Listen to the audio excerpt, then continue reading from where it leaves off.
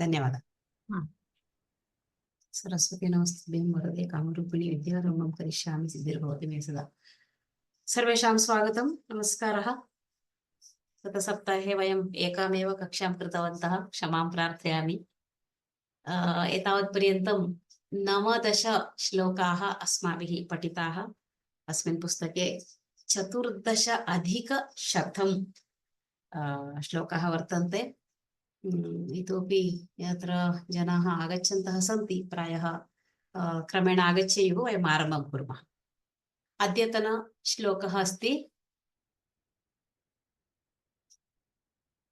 19 श्लोकाः समाप्ताः। इदानीं वयं 20तमं श्लोकं पश्यामः।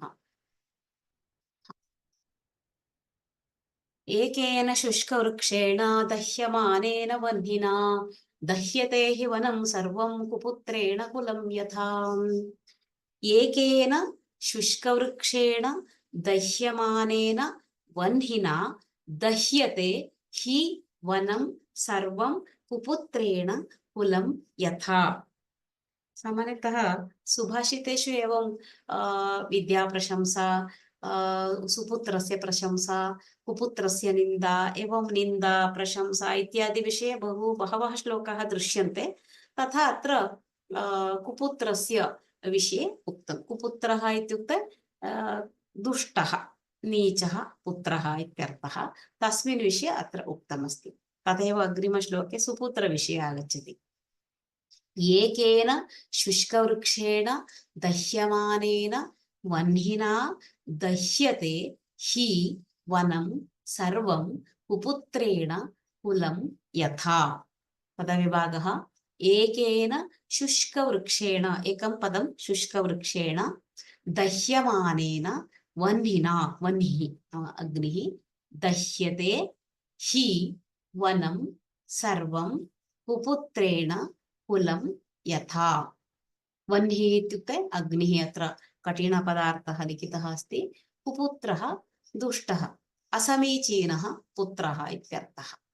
एकेन शुष्कवृक्षेण दह्यमानेन वह्निना दह्यते हि वनं सर्वं कुपुत्रेण कुलं यथा।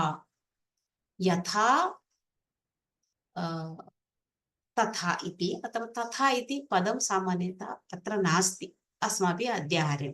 यथा तथा, यदा तदा, यत् तत्, यत्र तत्र, एवं युगल पदम् एतद्। सामान्यतः तथा एव आगच्छति, यत्र तत्र। अत्र यथा तथा इति अत्र नास्ति, अस्माभिः अवगन्तव्यम्। एकेन शुष्कवृक्षेण दह्यमानेन वह्निना दह्यते हि वनं सर्वं कुपुत्रेण कुलं यथा इति पदविभागः। अन्वयः यथा एकेन शुष्कवृक्षेण दह्यमानेन हि वह्निना सर्वं वनं दह्यते तथा, तद्वत् इत्यर्थः। तद्वत् कुपुत्रेण कुलं दह्यते अथवा नाश्यते इत्यर्थः। यथा एकेन शुष्कवृक्षेण दह्यमानेन वह्निना सर्वं वनं दह्यते तथा कुपुत्रेण कुलं, कुलम् इति इत्येव एतावदेव अत्र श्लोके अस्ति। दह्यते अथवा नाश्यते इति अस्माभिः अध्याहारः करणीयः। यथा एकः वने, अरण्ये, कानने एकः शुष्कवृक्षः अस्ति। शुष्कवृक्षे किम् अभवत्? अग्निः तत्र आगतः, अग्निस्पर्शः अभवत्। अग्निस्पर्शेण किं भवति? शुष्कं यदा ग्रीष्मकाले, समर् समये किं भवति? तृणं स्यात् अथवा काष्ठं स्यात्, अग्निस्पर्शः भवति चेत् समग्रं वनं तत्र अग्निना आहुतं भवति, अग्निना दग्धं भवति। एकत्र किञ्चित् अग्निस्पर्शः भवति चेदपि समग्रं वनमेव यथा नष्टं भवति, तथा अत्र एकेन शुष्कवृक्षेण, सर्ववृक्षेषु अग्निस्पर्शः भवेत् इति नास्ति। एकत्र अग्निस्पर्शः भवति चेत् पर्याप्तं, समग्रं वनं तत्र अग्निसात् भवति अथवा अग्निना आवृतं भवति। तथा एकेन शुष्कवृक्षेण दह्यमानेन, शुष्कवृक्षः दह्यमानः, दह्यते इति कर्मणि प्रयोगः, दग्धं जायमानम् अस्ति इत्यर्थः।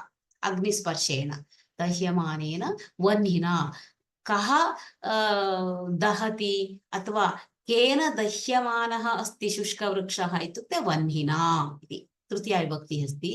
वह्निना दह्यमानेन शुष्कवृक्षेण इति। वह्निः शुष्कवृक्षं दहति। यथा अरण्ये एकं शुष्कवृक्षं वह्निः दहति, तथा समग्रं वनं दहति, तथा गृहे, एकस्मिन् गृहे बहवः पुत्राः स्युः, तत्र एकः पुत्रः यदि कुपुत्रः भवति, दुष्टः पुत्रः भवति, तर्हि समग्रं कुलं, तेषां कुटुम्बं, तेषां वंशः नष्टः भवति, नाश्यते। नाश्यते इत्युक्ते तत्र सर्वे मृताः भवन्ति इति न अर्थः। यदि कुपुत्रः भवति, दुष्टः पुत्रः भवति, तेषां सर्वेषाम् अपमाननं, सः समीचीनं कार्यं न करोति, तत्कारणतः, तस्य कारणतः एतेषां समाजे गौरवं न भवति, आहत्य सः कुपुत्रः एव, उत्तमः पुत्रः न भवति। यथा एकः कुपुत्रः अस्ति चेदपि अलं समग्रः वंशः नाश्यते अथवा गौरवान्वितं न भवति, तद्वत् अत्र इति। यथा समग्रे वने अरण्ये एकः शुष्कवृक्षः अग्निना दह्यते चेत् समग्रं वनं दग्धं भवति, तथा एकेन पुत्रेण, सामान्यपुत्रेण न, एकेन कुपुत्रेण कुलमेव दह्यते। दह्यते इत्युक्ते अत्र साक्षात् दग्धं भवति इति तथा न अर्थः। अत्र कः अर्थः स्वीकरणीयः? कुलं नष्टं भवति, गौरवहीनं भवति इति तात्पर्यम्। एकेन शुष्कवृक्षेण वह्निना दह्यमानेन शुष्कवृक्षेण यथा सर्वं वनं दह्यते, तथा कुपुत्रेण कुलं दह्यते इति यथा तथा। अत्र इदानीं भावार्थं पश्यामः। तात्पर्यं, यथा एकः शुष्कवृक्षः वह्निना दह्यमानः समग्रं वनं दहति, तथा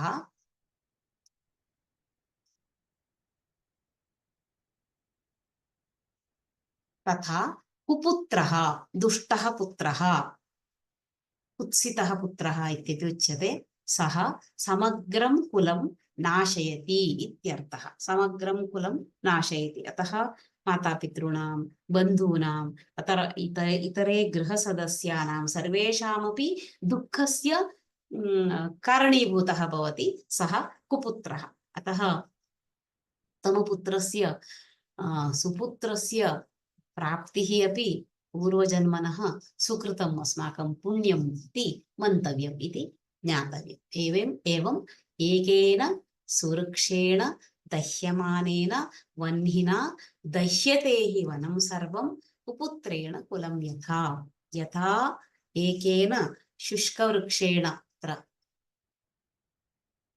दह्यमानेन हि वह्नि इत्यस्य कोऽपि अर्थः नास्ति। कदाचित् कुत्रचित् तदेव इति अर्थं द्योतयति, अन्यथा कुत्रचित् तस्य अक्षरस्य अर्थः न भवति। छन्दसः श्लोके छन्दोनुगुणं श्लोकः रचनीयः, कुत्रचित् एकम् अक्षरं न्यूनं चेत् वयं हि इति स्वीकर्तुं शक्नुमः। तदर्थं चवैतुहि चवैतुहि इत्युच्यते। च वै तु हि एवम्। अतः कुत्रचित् श्लोके कदाचित् बहुवारं चकाराः भवन्ति, द्विवारं त्रिवारं, तावत् आवश्यकता इति न भवति, किन्तु कुत्रचित् एकम् अक्षरं न्यूनं चेत् तथा स्वीकर्तुं शक्यते। चवैतु हि इति वदामि, च वै तु हि, एवम् एतानि अक्षराणि एवं स्वीक्रियन्ते। अतः कुत्रचित् अर्थः भवति तदेव इत्यपि वक्तुं शक्यते, किन्तु कुत्रचित् तथा न भवति। च इत्यस्यापि अर्थः भवति, किन्तु कुत्रचित् भवति इति नास्ति। अतः विशेष अर्थः अत्र नास्ति, यथा दह्यते इति। एवं अस्य श्लोकस्य तात्पर्यम्। दह्यते इति क्रियापदम् लट्लकारः कर्मणि प्रथमा एकवचनम् अग्रिम श्लोकं प्रति गच्छामः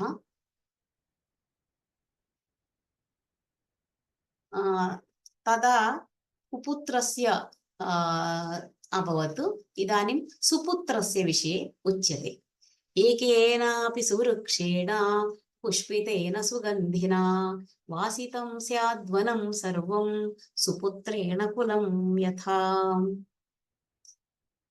वासितं तद्वनं सर्वम् इत्यपि पाठान्तरमस्ति वासितं स्याद्वनम् इति अस्ति वासितं तद्वनं सर्वम् इत्यपि अस्ति एवमपि श्लोकः श्रूयते एकेन अपि सुवृक्षेण पुष्पितेन सुगन्धिना वासितं स्यात् वनं सर्वं क्षम्यतां सुपुत्रेण कुलं यथा एकेन अपि एकेनापि सुवृक्षेण पुष्पितेन सुगन्धिना वासितं स्यात् वनं सर्वं सुपुत्रेण कुलं यथा भवन्तः सुभाषितरत्नभाण्डागारं पश्यन्तु महा ग्रन्थः बृहत् पुस्तकं तत्र एवं सुपुत्रप्रशंसा कुपुत्रनिन्दा विद्याप्रशंसा एवं शिरोनामानि भवन्ति तत्र तत्र एतादृश श्लोकाः सामान्यतः उपलभ्यन्ते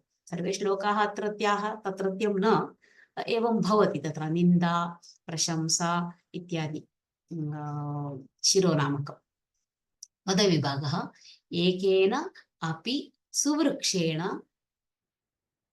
पुष्पितेन सुगन्धिना वासितं स्यात् वनं सर्वं सुपुत्रेण कुलं यथा अत्रापि यथा इति अस्ति पूर्वतनश्लोकेऽपि तथा आसीत् अन्वयः वासितम् इत्युक्ते सुगन्धपूर्णं सुगन्धयुक्तं न दुर्गन्धः सुगन्धः यथा वृक्षः पुष्पितः अस्ति वृक्षे बहूनि पुष्पाणि सन्ति पुष्पकारणतः तत्र सुगन्धः अस्ति केवलं तत्र तस्मिन् वृक्षे सुगन्धः इति न सुगन्धकारणतः समग्रं वनं सुगन्धमयं भवति गन्धमयं भवति तथा सुपुत्रः इति अत्र तात्पर्यम् अन्वयः यथा एकेन अपि सुगन्धिना पुष्पितेन सुवृक्षेण सर्वं वनं स्यात् वासितं स्यात् तथा तथा इति नास्ति श्लोके अत एव अत्र वयं कंसे स्थापयामः ब्राकेट् मध्ये तथा सुपुत्रेण सर्वं कुलं वासितं स्यात् इति तात्पर्यम् यथा एकेन अपि सुगन्धिना पुष्पितेन सुवृक्षेण सर्वं वनं वासितं स्यात् तथा सुपुत्रेण सर्वं कुलं वासितं स्यात् यथा एकः वृक्षः अस्ति बहवः वृक्षाः सन्ति कानने अरण्ये बहवः वृक्षाः भवन्ति तत्र एक वृक्षः अस्ति तत्र सुगन्धपुष्पयुक्तः वृक्षः नाम तस्मिन् वृक्षे बहूनि पुष्पाणि सन्ति तानि पुष्पाणि सुगन्धयुक्तानि वर्तन्ते एवं तत् कारणतः तत्र तत् समग्रं तद् वनं सुगन्धमयं भवति अत एव सामान्यतः वायुः आगच्छति सुगन्धः आगच्छति वयं यत्र कुत्रापि सर्वदापि वायुः गन्धम् आनयति कुत्रचित् मलिन सरोवरसमीपे गच्छामः चेत् मालिन्यगन्धः आयाति अतः गन्धस्य तद् वायुः गन्धं नयति एवं सुगन्धयुक्तवृक्षः अस्ति सुगन्धयुक्तपुष्पयुक्तवृक्षः तस्मात् तत् समग्रं वनं यथा सुगन्धमयं भवति तथा तद्वत् गृहे कश्चन सुपुत्रः भवति विद्यावान् भवति ज्येष्ठेभ्यः गौरवं ददाति यद् कर्तव्यम् उत्तमकार्याणि करोति ज्येष्ठानां सेवां करोति तेषां आज्ञां पालयति एवं सर्वरीत्यापि सः सुपुत्रः तादृशसुपुत्रः अस्ति चेत् सर्वं कुलं वासितं स्यात्। वासितं स्यात् इत्युक्ते किम् अत्र? अरण्ये तु सुगन्धयुक्तः वृक्षः, पुष्पयुक्तवृक्षः अस्ति, गन्धः भवति। अत्र कथं वासितं स्यात् इत्युक्ते सः सुपुत्रः इत्यतः तत् कुलं गौरवयुक्तं भवति। सर्वे समाजे आदरेण पश्यन्ति, मातापितरः बान्धवाः सर्वे आदरेण पश्यन्ति। तत् कुटुम्बम् अत्यन्तम् उत्तम कुलम् इति प्रशंसापात्रं भवति इति तत्र मन्तव्यम्।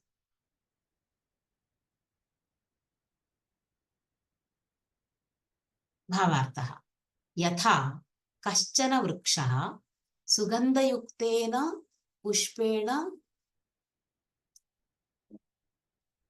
युक्तः सन् समग्रं काननम् अथवा समग्रम् अरण्यं सुगन्धयुक्तं करोति, तद्वत् कश्चन उत्तमः पुत्रः समग्रं वंशम् उत्तमरीत्या पालयति। पालयति इत्युक्ते अत्र केवलं पालयति इति लिखितमस्ति, केवलं पालनम् इति तात्पर्यं न, सर्वरीत्यापि यत् किमपि सर्वेषु विषयेषु अपि सः उत्तमः आदरपात्रं भवति, तथा पालयति। एवं सुपुत्रस्य प्रशंसा अत्र दर्शिता। कुपुत्रः वयं समाजे अथवा सर्वे अन्य गृहेषु पश्यामः, सुपुत्रः कः कुपुत्रः कः इति वयं जानीमः, अतः बहु वक्तव्यं नास्ति अत्र। परन्तु अत्र यथा सुगन्धयुक्तेन पुष्पेण समग्रम् अरण्यं सुगन्धयुक्तं भवति, सुगन्धं सर्वे इच्छन्ति, जनाः कोऽपि दुर्गन्धं न इच्छति, मलिनं गन्धं कोऽपि न इच्छति। तद्वत् कश्चन उत्तमः पुत्रः समग्रं वंशम् उत्तमरीत्या पालयति। तस्य नाम यदि सः नास्ति चेदपि तस्य कालानन्तरमपि जनाः तं स्मरन्ति। सर्वदा तथैव जनाः समाजे उत्तमजनं मरणानन्तरमपि स्मरन्ति, धूर्तं केऽपि न स्मरन्ति। अत एव तत्र उच्यते कुत्रचित् यदि सम्यक् न जीवति जीवन्मृतः, मरणानन्तरमपि जीवति तर्हि सः उत्तमरीत्या जीवनं यापितवान् इत्यर्थः इति सामान्यतः कथनं। किन्तु अत्र सुपुत्रस्य विषये लिखितमस्ति, पूर्वतनश्लोके कुपुत्रस्य विषये अभवत्। एकेन अपि सुवृक्षेण पुष्पितेन सुगन्धिना वासितं स्यात् वनं सर्वं सुपुत्रेण कुलं यथा इति अत्र तस्य भावार्थमपि वयं दृष्टवन्तः। पुनरपि एकवारं वदामि, यथा अरण्ये एकः वृक्षः सुगन्धयुक्तः पुष्पैः युक्तः अस्ति, तत्कारणतः समग्रं वनं सुगन्धयुक्तम् अस्ति, तद्वत् कस्मिंश्चित् गृहे सुपुत्रः यत्र अस्ति तत्कारणतः, सुपुत्रस्य कारणतः, अत्र सुपुत्रेण इत्युक्ते शैवकर्ता, तत्कारणतः समग्रं कुलं, तस्य न केवलं तत् गृहम् अथवा तत् जनरेशन् इति वदामः, सा सन्ततिः, समग्र अग्रिम सन्ततिः अपि तत् कुलमेव सः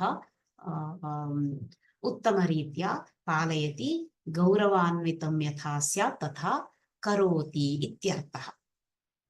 इदानीं वयं समाजे पश्यामः, सर्वत्र तथा न दृश्यते। पूर्वमासीत् यदि ज्येष्ठाः किमपि वदन्ति अस्माभिः तद् शिरसा धार्यम् इति, शिरोधार्यं नाम किमपि कार्यम् उक्तं चेत् तत्र प्रश्नेन विना तत् कार्यं करणीयम्। आज्ञा गुरूणां ह्यविचारणीया इति।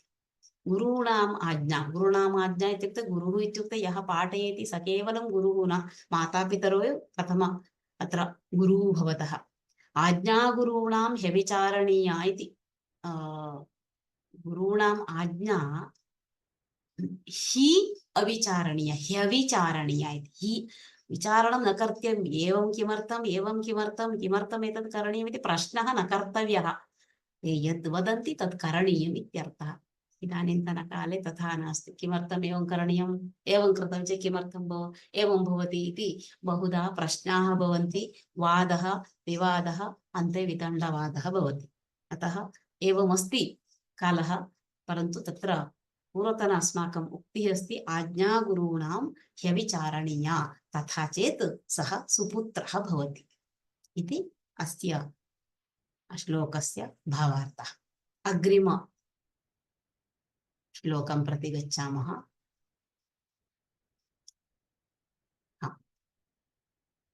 कोकिलानां स्वरो रूपं नारीरूपं पतिव्रतं विद्यारूपं कुरूपाणां क्षमारूपं तपस्विनाम्। कोकिलानां स्वरः रूपं नारीरूपं पतिव्रतं विद्यारूपं कुरूपाणां क्षमारूपं तपस्विनाम्। कोकिलानां स्वरः, स्वरो रूपम् इत्युक्ते स्वरः रूपं, नारीरूपं पतिव्रतं विद्यारूपं कुरूपाणां क्षमारूपं तपस्विनाम्। अत्र पदविभागः अस्ति। श्लोके पदविभागः कृतः एव अस्ति। कोकिलानां स्वरः, स्वरो इत्यस्य स्वरः रूपं नारीरूपं पतिव्रतं विद्या रूपं कुरूपाणां क्षमा रूपं तपस्विनाम्। क्षमा इत्युक्ते सहना इत्यर्थः। क्षमां करोतु इति वदामः, तत्रापि तत्र क्षमा करणीया भवति, किन्तु पेशन्स् इति वदामः सापि क्षमा एव। अन्वयं पश्यामः। स्वरः कोकिलानां रूपं।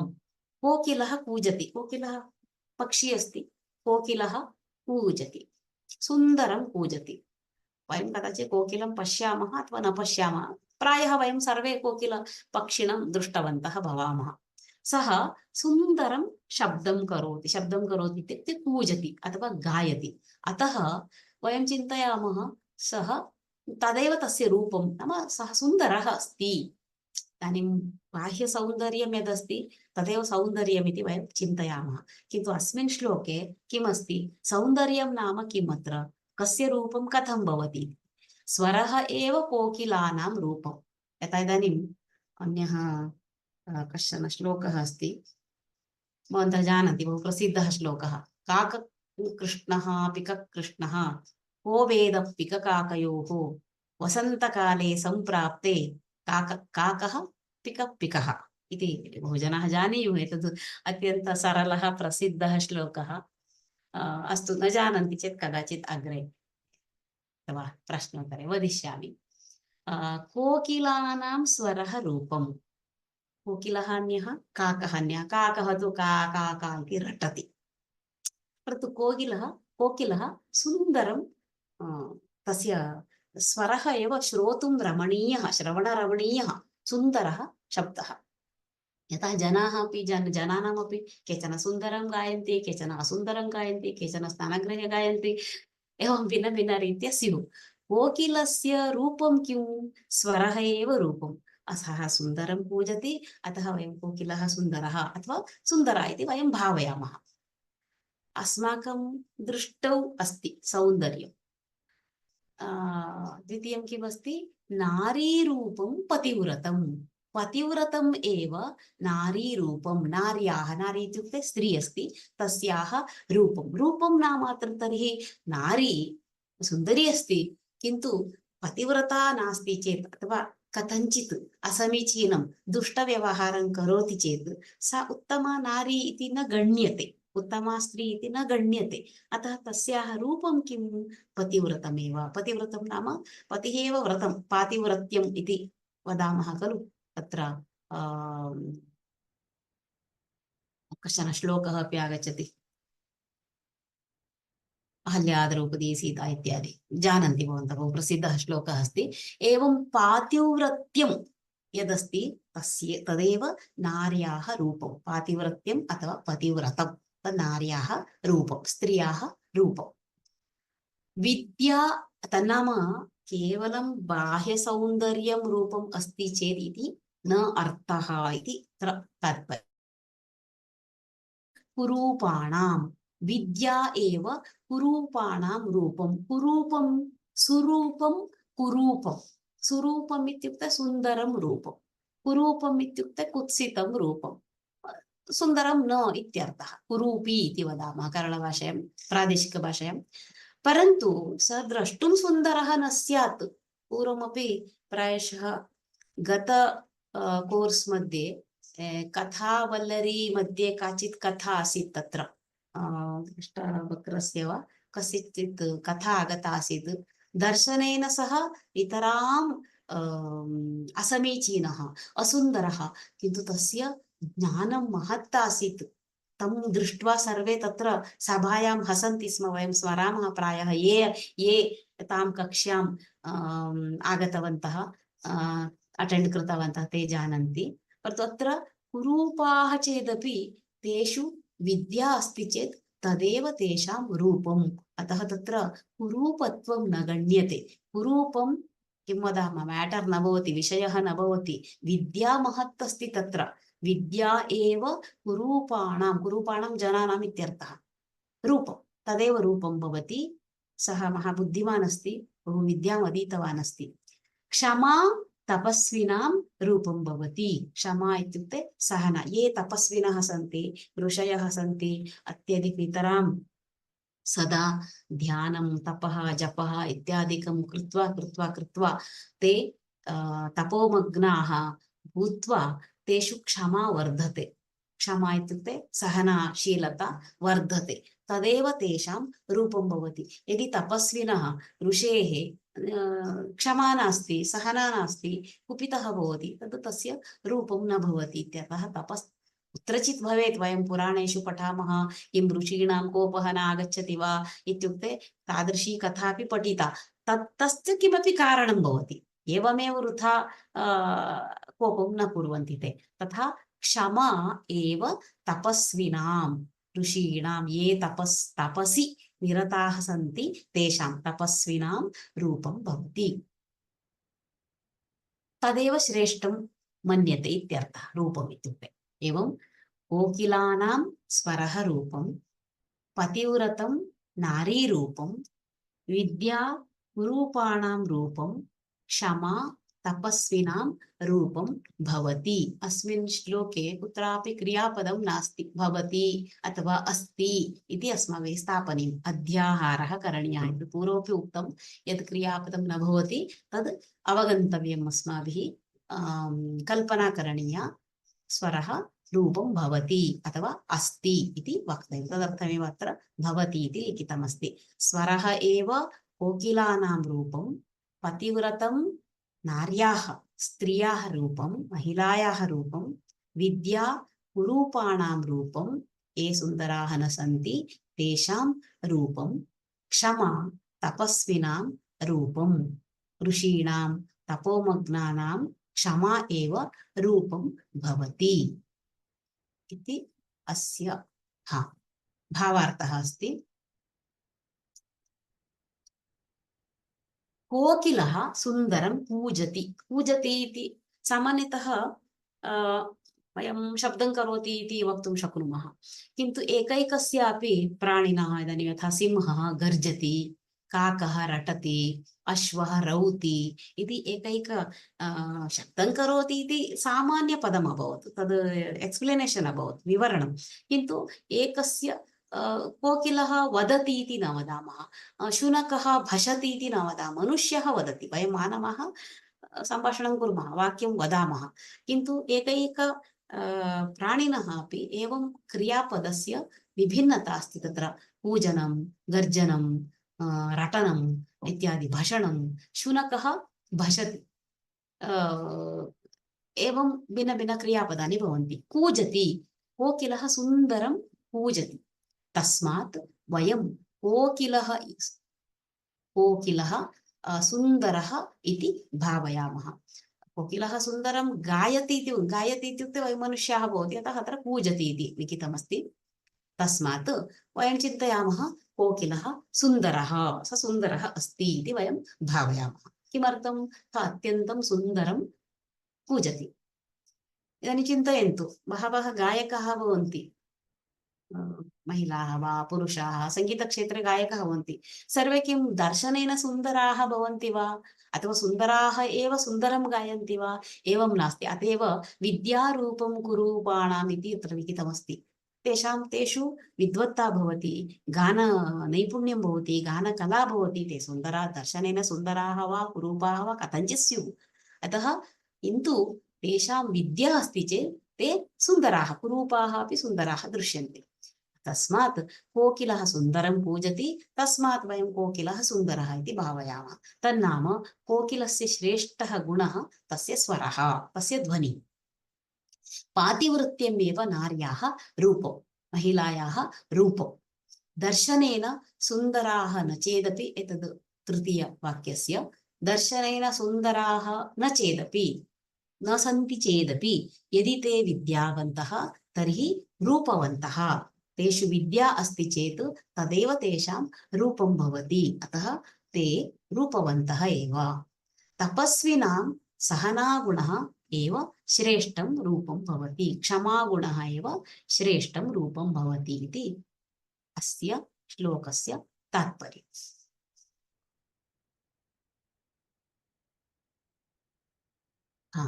क्रियापदं नास्ति अत्र, भवति इति स्थापितं। रूपाणां क्षमा, तपस्विनां,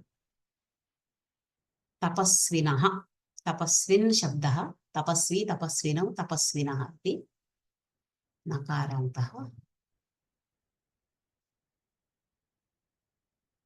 नारी इति स्त्रीलिङ्गम्, अन्यत् सर्वं सरलमस्ति। कोकिलानां स्वरोरूपं नारीरूपं पतिव्रतं, विद्यारूपं गुरूपाणां क्षमारूपं तपस्विनाम् इति अस्य श्लोकस्य भावार्थः दृष्टः। अग्रे गच्छामः।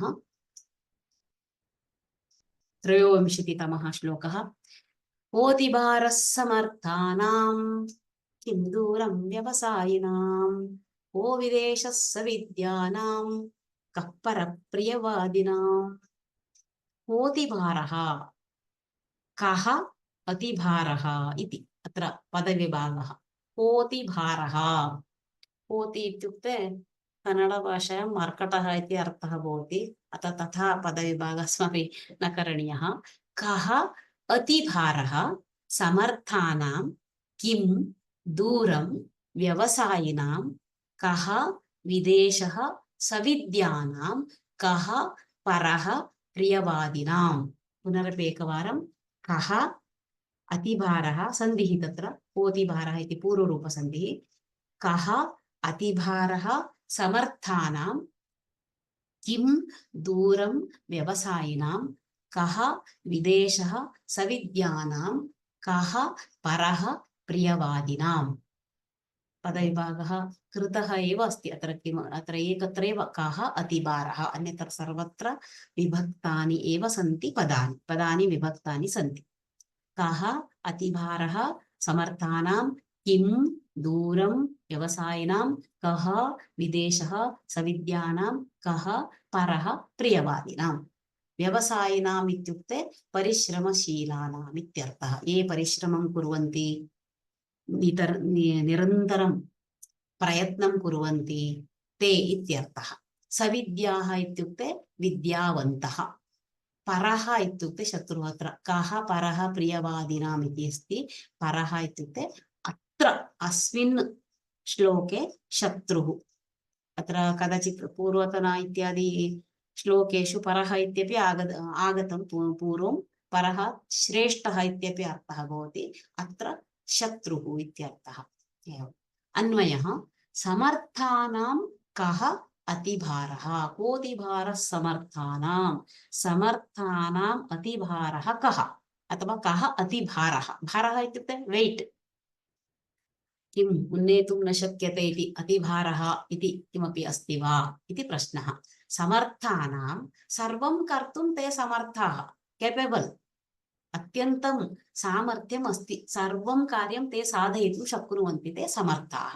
समर्थानाम् अतिभारः कः, अत्र अतिभारः इत्युक्ते केवलं भारवहनम् इति न तात्पर्यं, यत् किमपि कार्यं साधयितुं ते शक्नुवन्ति इति तात्पर्यम्। अत्र भारम् ऊढ्वा कुत्रचित् लगेज् गृहीत्वा गन्तव्यम् इति तात्पर्यं न, अत्यन्तकष्टदायकमपि कार्यं कर्तुं ते समर्थाः इत्यर्थः। समर्थानाम् अतिभारः कः, अतिभारः इति कोऽपि नास्ति, सर्वं लघु एव तेषां, न भारायते। व्यवसायिनां किं दूरं, ये प्रयत्नशीलाः सन्ति तेषां किं स्थानं दूरम् इत्युक्ते, अत्र दूरम् अत्रापि मूलतः सूक्ष्मार्थः सः एव ते कर्तुं शक्नुवन्ति इत्येव तथापि किं स्थानं दूरम् इत्युक्ते ये निरन्तरं गच्छन्ति ते यत्किमपि स्थानं प्राप्तुं शक्नुवन्ति रीच् भवितुं शक्नुवन्ति यत्र कुत्रापि अतः तेषां दूरम् इति किमपि नास्ति इति तात्पर्यम् अत्र दूरम् इत्यनेन कार्यसाधनम् इत्येव तात्पर्यं व्यवसायिनां किं दूरं किं कष्टं सविद्यानां कः विदेशः ये विद्यावन्तः सन्ति तेषां विदेशः कः सामान्यतः इदानीं चिन्तयामः यदि विद्या नास्ति बहु नाधीतवान् कश्चित् तर्हि विदेशं गच्छति चेत् अथवा अन्यप्रदेशं विदेशं नाम अत्रैव विदेशः नाम वस्तुतः विदेशः इत्युक्ते अमेरिकादेशः आस्ट्रेलिया इति तथा न अस्माकं प्रदेशः न अन्यत्र सः विदेशः एव अत्र देशः इति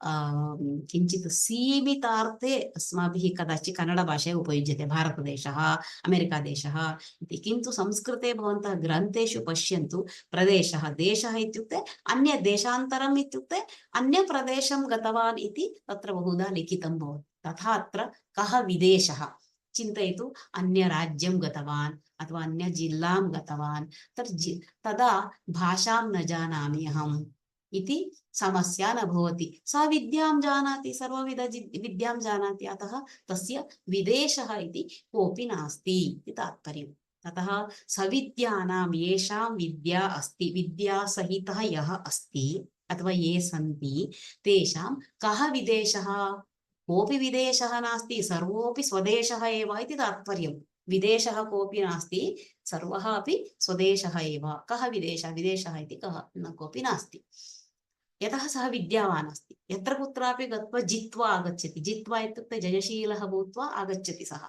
सर्वं कार्यं साधयित्वा आगच्छति इति तात्पर्यम् चतुर्थवाक्यमस्ति प्रियवादिनां कः परः यः प्रियं वदति सः प्रियवादी यः प्रियमेव वदति अप्रियं न वदति यदि वयं जनानां समीपम् अप्रियं वदामः तेषाम् अप्रियं वदामः चेत् तेषां कोपः आगच्छति कुपिताः भवन्ति ताडयितुम् आगच्छन्ति अनन्तरं युद्धमेव भवति कलहः भवति मारामारी भवति अनन्तरं केस् भवति कोर्ट् पर्यन्तं गच्छति अनन्तरं कदाचित् जैल् अपि भवितुम् अर्हति तदर्थमपि कश्चन किञ्चन सुभाषितमस्ति वदामि अनन्तरं कः परः प्रियवादिनां कः परः यः सदा प्रियमेव वदति ये सदा प्रियमेव वदन्ति तेषां प्रियवादिनां कः परः कः शत्रुः शत्रुः कः कोऽपि शत्रुः न भवति इत्यर्थः सर्वदा प्रियमेव वदामः ते तुष्टाः भवन्ति सन्तुष्टाः भवन्ति अतः अस्माकं प्रियं वक्तुं किम् अस्माभिः धनं दातव्यमस्ति वा नास्ति अतः वयं प्रियं वक्तुं शक्नुमः अत एव किञ्चन सुभाषितमस्ति प्रियवाक्यप्रदानेन सर्वे तुष्यन्ति जन्तवः तस्मात् तदेव वक्तव्यं वचने का दरिद्रता इति अत्यन्त प्रसिद्धं सुभाषितं प्रायः पूर्वतनकक्षासु कदाचित् एतद् अभवत् तथापि एकवारं स्मारयामि प्रियवाक्यप्रदानेन सर्वे तुष्यन्ति जन्तवः जन्तवः इत्युक्ते अत्र वयं प्राणिनः मनुष्याः सर्वे इत्यर्थः कश्चन शुनकः अपि स्यात् वयं यदि प्रीतिं स्नेहं दर्शयामः सः अस्माकं समीपे आगच्छति तदेव शिलाखण्डं स्वीकृत्य ताडयामः चेत् सः दूरं धावति एवं प्रियवाक्यप्रदानेन अत्यन्तप्रियवाक्यम् इत्युक्ते वचनं वचनेन सर्वे जन्तवः तुष्यन्ति सर्वे मानवाः सर्वे जीविनः सन्तोषम् अनुभवन्ति तस्मात् तदेव वक्तव्यम् अतः तदेव नाम प्रियवाक्यमेव वक्तव्यं वचने का दरिद्रता किं वचने दारिद्र्यं किम् अस्माभिः धनं देयमस्ति वा तथापि समाजे जनाः प्रियवाक्यं न वदन्ति अहं यदि प्रियं वदामि सः सन्तुष्टः भवति तेन सन्तुष्टेन न भवितव्यम् इति प्रियं वक्तुं कदाचित् जनाः न इच्छन्ति एतत् जनरलैस् न एवं न वक्तव्यं केचन एवं भवन्ति इति एतद् यदि प्रियवाक्यं वदति तदा शत्रुः न भवति एवं प्रियवादिनां कः परः प्रियवादिनां ये प्रियमेव भाषन्ते अप्रियं न भाषन्ते तेषां शत्रुः कः परः इत्युक्ते शत्रुः कः कोऽपि शत्रुः न भवति इति तात्पर्यम्। एवं कः अतिभारः समर्थानां, समर्थानाम् अतिभारः कः, व्यवसायिनां किं दूरं, सविद्यानां कः विदेशः, प्रियवादिनां कः परः। एवम् एकैकस्मिन् श्लोकेऽपि एतादृश उत्तमा नीतिः काचित् भवति। यदि एतत् सर्वं समाजे सर्वोऽपि जनः स्वस्य जीवने तत् आनयति, तदनुगुणं व्यवहरति, तर्हि तस्य दुःखं वा चिन्ता वा न स्यादेव इति। एवम् एकैकमपि सुभाषितं रत्नं भवति। तथा सुन्दराणि सुभाषितानि। तस्य भावार्थं पश्यामः। सर्वेषु कार्येषु ये समर्थाः सन्ति, अतएव समर्थानाम् इत्युक्तम्। एतदहं न जानामि, एतदहं न करोमि, एतद् जानामि इति वदामि चेत् तत् कार्यं करणीयं भवति। वयम् इदानीं कार्यालयेषु पश्यामः, विद्यालयेषु पश्यामः, समाजेषु पश्यामः, सर्वे सर्वकार्यं कर्तुं न शक्नुवन्ति। कदाचित् न जानामि इति वदन्ति, कदाचित् आलस्यं भवति, किमर्थं मया एक्स्ट्रा कार्यं करणीयं, किं धनं दीयते वा इति, एवं सर्वं भवति। किन्तु ये सर्वेषु कार्येषु ये समर्थाः सन्ति तेषाम् इत्यर्थः अत्र। अथवा कदाचित् सामर्थ्यम् अस्ति चेदपि तत्र न दर्श्यते एवमपि भवति। तेषाम् असाध्यं कार्यं किमपि नास्ति। तन्नाम सर्वाणि अपि कार्याणि साध्यानि एव, साधयितुं शक्यानि इत्यर्थः। असाध्यं नास्ति। नास्त्यसाध्यं नराणाम् इत्यपि सुभाषितमस्ति। एवं सर्वेषु कार्येषु ये समर्थाः सन्ति तेषाम् असाध्यमिति किमपि नास्ति। सर्वाणि कार्याणि साधयितुं सः समर्थः भवति। अतः समर्थानां, समर्थस्य वा अतिभारः इति कोऽपि नास्ति। सर्वमपि सः निर्वोढुं शक्नोति, मैनेज कर्तुं शक्नोति। किमपि न भारायते तेषां, तेषां भारः इति किमपि न भवति। यदि भारः भवति टेन्शन् भवति, आतङ्कः भवति, किन्तु तेषां भारः न भवति। ये परिश्रमशीलाः वर्तन्ते तेषां दूरम् इति किञ्चन स्थानं नास्ति। परिश्रमशीलाः, शीला इत्युक्ते स्वभावः, शीलम् इति।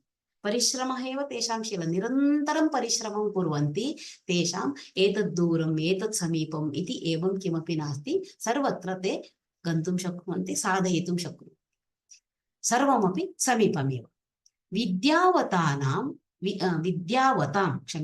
विद्यावतां विदेशः इति कश्चन न भवति। विद्यावान् इत्यस्य षष्ठी विभक्ति एकवचनम् एतद्। विद्यावतां, ये विद्यावन्तः सन्ति तेषाम् इत्यर्थः।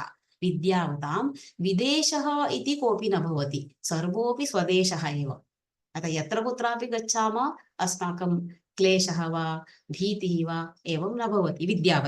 विद्यावतां विदेशः इति कोऽपि नास्ति, कश्चन न अस्ति, सर्वोऽपि स्वदेशः, सर्वोऽपि स्वदेशः एव। एवं विद्याविषये बहु प्रसङ्गाः आगच्छन्ति। विद्यानामनरस्य रूपमधिकं प्रच्छन्नगुप्तं धनमिति प्रसिद्धः श्लोकः अस्ति। विद्याप्रशंसा बहु एव अस्ति। विद्याविषये जानन्ति भवन्तः। एकैक वारं वदामः चेत् एकैकसुभाषितं स्मरणपथे आगच्छति। विद्यावतां विदेशः इति न कश्चन अस्ति, सर्वोऽपि स्वदेशः एव। विद्यायाः महत्त्वम् उच्यते अत्र अस्मिन् वाक्ये।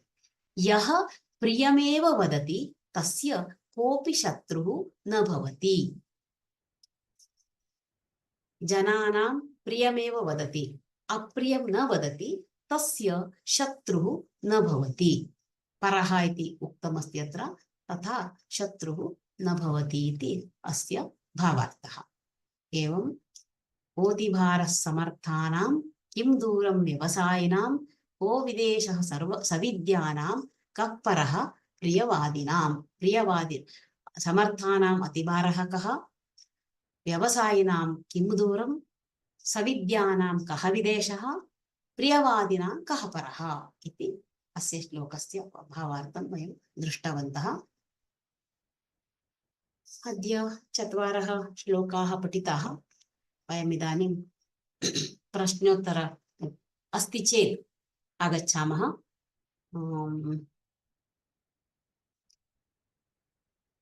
अग्रिमकक्षायां नाम श्वः अग्रिमश्लोकं पठामः। कस्यापि सन्देहः अस्ति वा?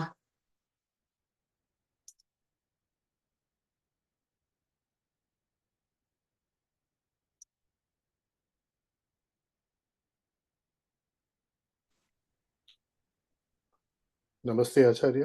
नमस्ते महोदय। वदतु। मम प्रश्नः न, किन्तु कश्चित् संशयः अस्ति अत्र। भवत्या उक्तं तत्र यः कुरूपः अस्ति तस्य विद्या एव सम्पत् भवति इति। रूपम् अस्तु।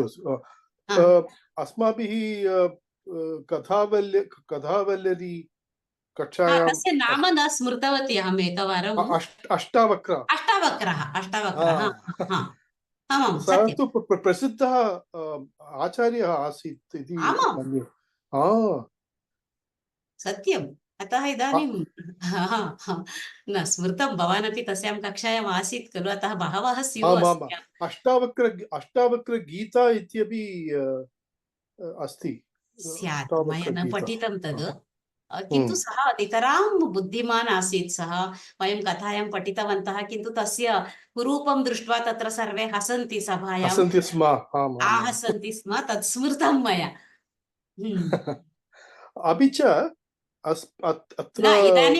इदानीं वधूवरयोः विवाहः करणीयः चेत् सौन्दर्यमपि एकं मेन् पायिण्ट् भवति तत्र। अतः एवं उक्तम्।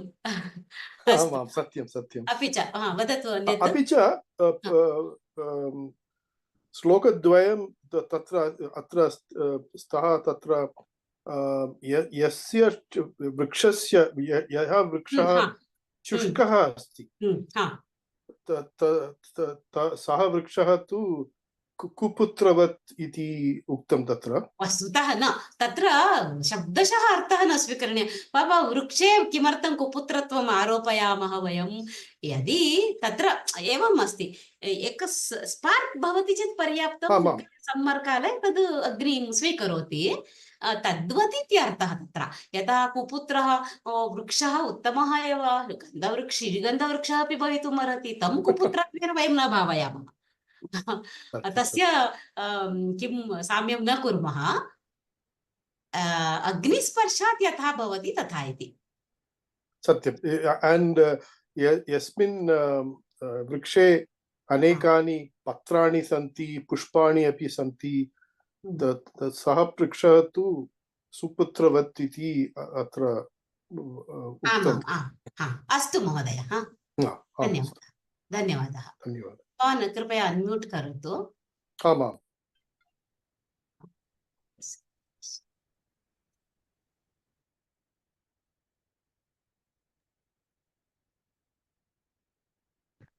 सतीश। नमस्ते भगिनी, मम नाम सतीशः। नमस्ते महोदय। अहम् अमेरिकातः अस्मि। अत्र व्यवसायिनां विषये किमपि न उक्तम्। अहं न श्रुतवान् वा इति न जानामि। मया बहु न उक्तं। व्यवसायम् अत्र कन्नडभाषा व्यवसाय इत्युक्ते कृषि इति अर्थः अस्ति, परन्तु सः अर्थः न। व्यवसायम् इत्युक्ते ये निरन्तरं प्रयत्नशीलाः सन्ति ते। परिश्रमः साहित्ये व्यवसायः नास्ति इति एवं वदन्ति। नाम कृतिरचना, श्लोकरचना इत्यादिकं भवति खलु, तत्र परिश्रमः इत्यर्थः। कृषि सः साहित्ये बहु कृषिं कृतवान् इति वदन्ति, एवं तथा। तर्हि दूरम् इति किमर्थं तत्र अस्ति? न, तत् दूरम् इति तत् पदम् अत एव मया उक्तं। तत्र केवलं दूरम् इत्युक्ते इदानीम् अमेरिकादेशः दूरे अस्ति, अत्र समीपे इति तावदेव तात्पर्यं न। प्रथमवाक्यवत् एव वस्तुतः तात्पर्यं। सर्वं कर्तुं सः समर्थः एव। इदानीं चिन्तयतु, तावत् दूरं गत्वा मया आनेतव्यम्, अहं न शक्नोमि गन्तुम् इति अलसः वदति। यदि उत्साही अस्ति, परिश्रमशीलः अस्ति, एक्टिव् अस्ति, अस्तु अहं गच्छामि इति वदति, एवं तथा अर्थः ग्राह्यः। अस्तु भगिनि। अन्यत् अहं चिन्तयामि, तेलुगु भाषायाम् अपि एतत् कोति इति वानरः इति अस्ति। अहं चिन्तितवान् तद्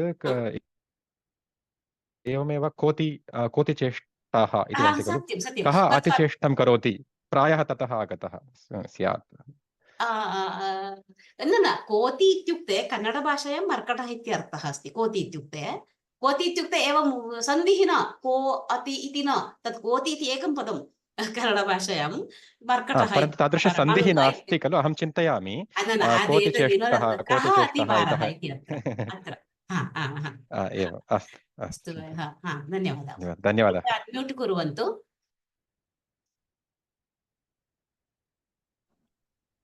नमस्ते भगिनी। कः वदति? कृष्णन्, मम नाम कृष्णन्। वदतु। 21 श्लोके भावार्थे समग्रहं पदस्य अर्थ किमस्ति? समग्रम्। समग्रम् इत्युक्ते पूर्णम्, आल्। समग्रं विश्वम्, एण्टैर्। अस्तु भगिनी, धन्यवादः। कृपया अन्म्यूट् कुर्वन्तु स्वयं। अन्यः अरुण कुमार अस्ति वा? आं महोदय। वासितम् इदं पदस्य अर्थं किं महोदय? यस् महोदय, अरुण कुमार तंगवेल। तमिळुनाडु। आं महोदय, आम्। वासितम् इत्युक्ते सुगन्धयुक्तं कृतं, सुगन्धम् इव कृतम् इति। वासना इति अस्ति वा? आं महोदय, वासितम् इत्युक्ते तथा अर्थः अस्ति।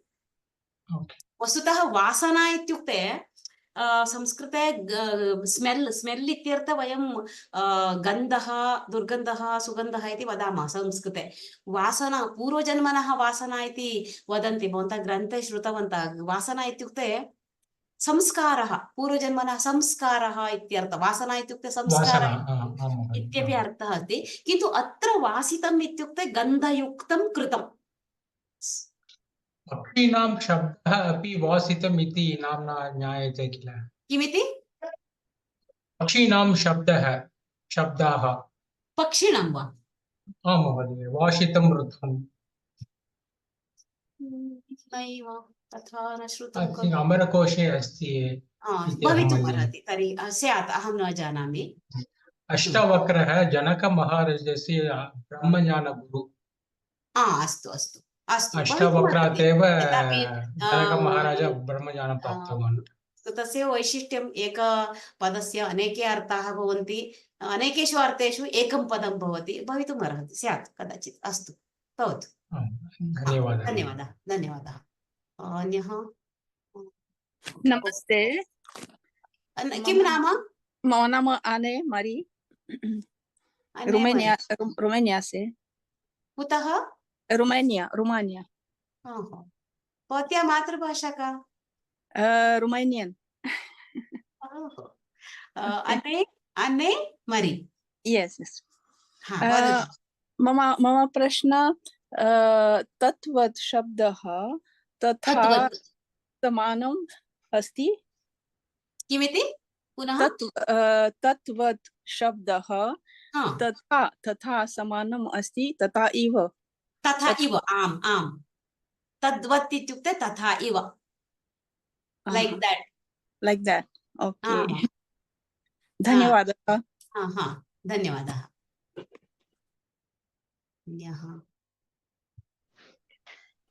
मम नाम सरिता, अहं नैरोबी नगरे वसामि। भवती पूर्वमपि प्रश्नं पृष्टवती खलु गतकक्षायां? मम प्रश्न पूर्वस्मिन् पाठे 29तमे श्लोके अस्ति। गतसप्ताहस्य पाठः वा? गतसप्ताहपाठे 29 श्लोके तत्र कार्यनैपुण्यं, परार्थे कार्यनैपुण्यम् इति मया न स्पष्टम् अवगतम्। तत्र क्रियायां कार्ये नैपुण्यं नाम एक्स्पर्ट् यदि भवति, उत्तमं प्रयोजनं भवति तत्र इति उक्तम् आसीत्। तस्मिन् दिने भवति इति स्यात् इति मया न स्पष्टम्